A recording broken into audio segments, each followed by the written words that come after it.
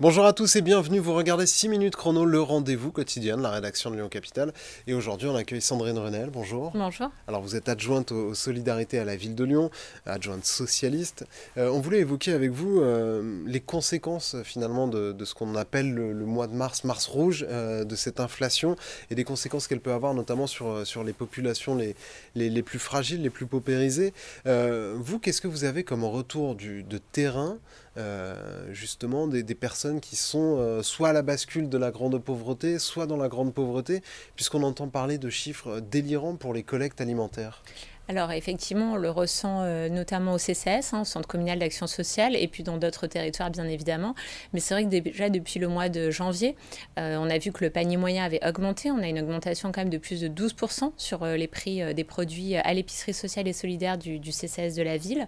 Et donc on voit de nouveaux profils qui arrivent, des personnes qui étaient auparavant assez autonomes et avec un salaire qui leur permettait de s'alimenter correctement et qui aujourd'hui n'arrivent plus à s'alimenter, qui n'arrivent plus à faire les courses pour nourrir l'ensemble de leur famille et qui donc font appel aux collectes alimentaires comme à l'épicerie sociale et solidaire du CCS. Et donc ce sont des nouveaux profils qu'on peut accueillir, qu'on n'avait pas remarqué jusqu'à présent depuis en tout cas 2020. Mais les ordres de grandeur, Alors aujourd'hui c'est on des est... dizaines, c'est des centaines dans la ville C'est de pour Lyon? l'instant, en tout cas sur l'épicerie sociale, mais c'est quand même aussi valable sur des collectes.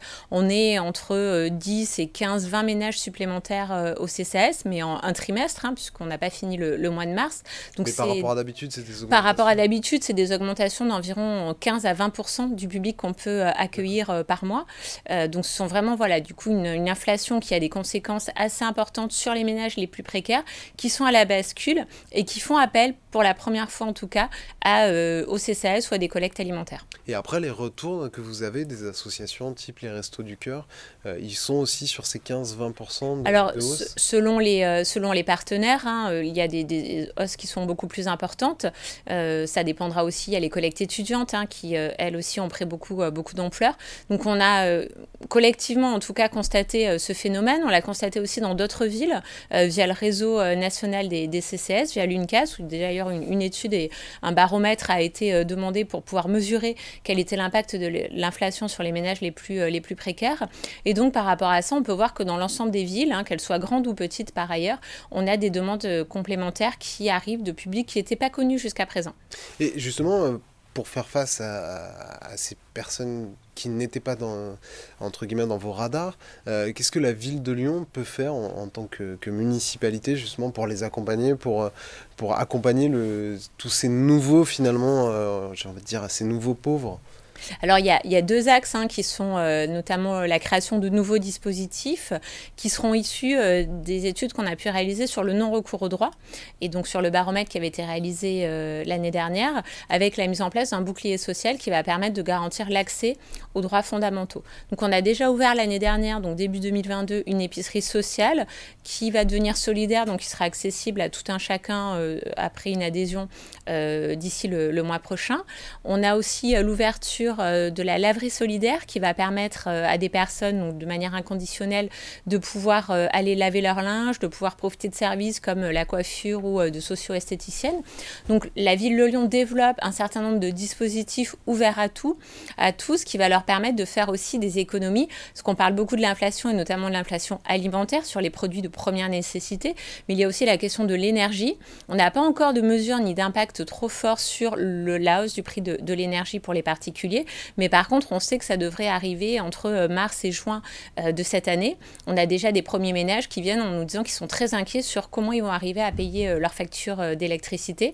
Donc on voit que c'est une demande qui va être explosive à partir de avril-mai. Donc à partir de là, on a nous aussi des dispositifs de secours qui seront mis en place et ça passera aussi par les aides facultatives, donc une aide financière qui permettra d'accompagner les ménages sur le paiement des factures. Ce qu'on voit aussi dans la grande pauvreté à Lyon, et là où elle devient peut-être plus visible qu'avant, c'est la présence de tentes, de campements de sans-abri, enfin de campements ou de tentes isolées. Oui. On se souvient notamment, Pierre Oliver était venu ici sur ce plateau pour dénoncer la gestion de la ville de Lyon, notamment sur certains points comme par exemple les rives de Saône.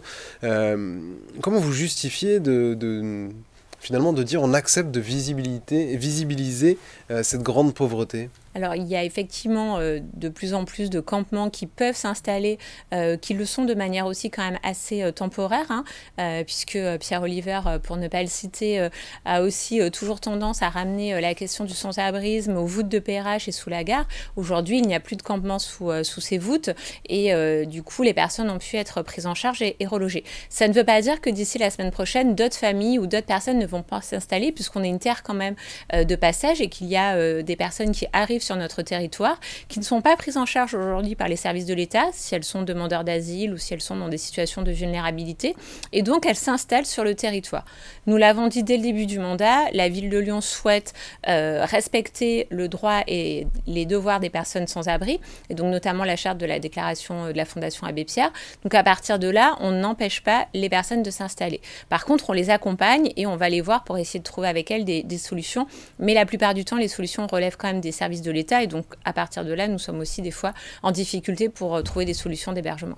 Merci beaucoup Sandrine Nonel d'avoir répondu à notre invitation et à nos questions. Moi je vous retrouve très bientôt pour une nouvelle édition de 6 minutes chrono. Au revoir.